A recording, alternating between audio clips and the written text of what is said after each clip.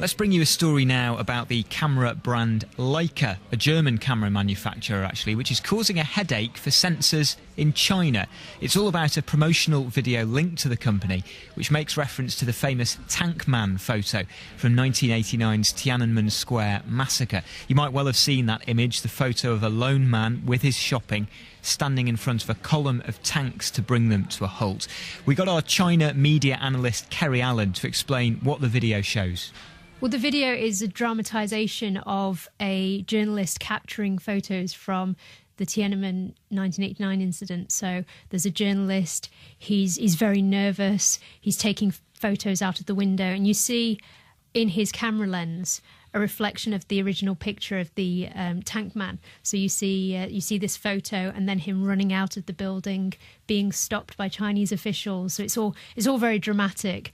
And this video was produced by an external company, which, like I said, they didn't commission, but it does appear that they did. So yeah, Leica seem to be distancing themselves from this video since. It is a fleeting glimpse, isn't it, in the lens reflection of the very famous photo, but there are Chinese soldiers in the hotel. It is a dramatisation of real events, and actually it's worth reminding people briefly what happened in Tiananmen Square, because it is coming up to 30 years. We're going to be talking about it, I suspect, a fair bit over the next couple of months. Yeah. Well, there were large students' protests in the area.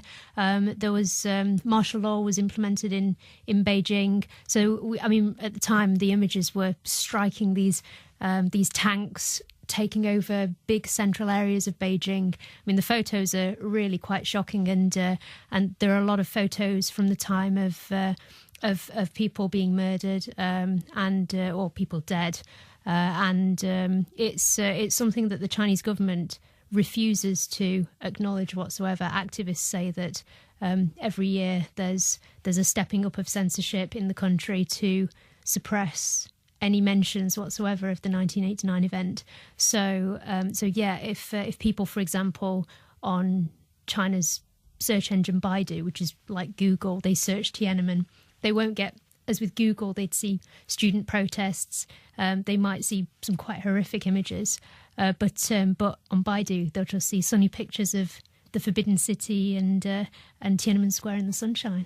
So when it comes to this video that's connected to the camera brand Leica, what have people been saying on Chinese social media about it, if anything at all? Well, this is a real problem that the Chinese censors are having to deal with at the moment, because Leica have been working very closely with Huawei, one of China's biggest telecommunications company. So a lot of Huawei phones, new models, are using Leica cameras. So recent images on Sina Weibo, which people use instead of Facebook or Twitter, mention the new Huawei phone, and the censors can't remove them.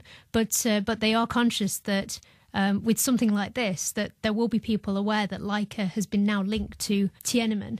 They will be using this as a catchphrase to talk about what happened, a number of years ago. So I've already seen people have been using different Chinese characters that together are pronounced Leica to talk about it. There have been people trying to leave comments very carefully worded on Leica's official Sina Weibo post, saying the film's very good, for example, and trying to encourage people to circumvent the Chinese firewall in order to see it. And some backlash as well? Yes. There's been comments on the YouTube video that this advert was originally posted on, from Chinese citizens saying that it should be taken down, for example, and that they feel that it's bad. There are also a lot of people in mainland China who are posting and saying that they feel that they should be boycotting the camera now, and they're trying to encourage other people to do so.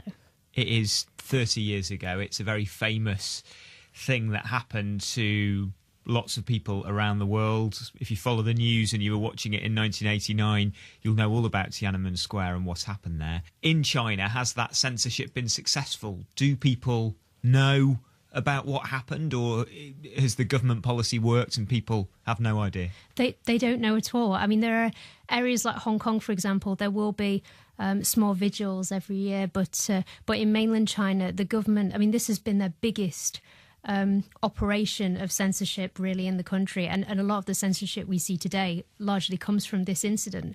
So it's never marked in the Chinese calendar. There are literally hundreds, if not thousands, of words, and they can be very, very innocuous, that refer to the incident in Tiananmen, that are removed sometimes throughout the year, but particularly on the anniversary. Well, things, for example, like emojis with a candle. Something as simple as that. Every year on the anniversary, people can't post candles because that's seen as a very delicate way of marking respects.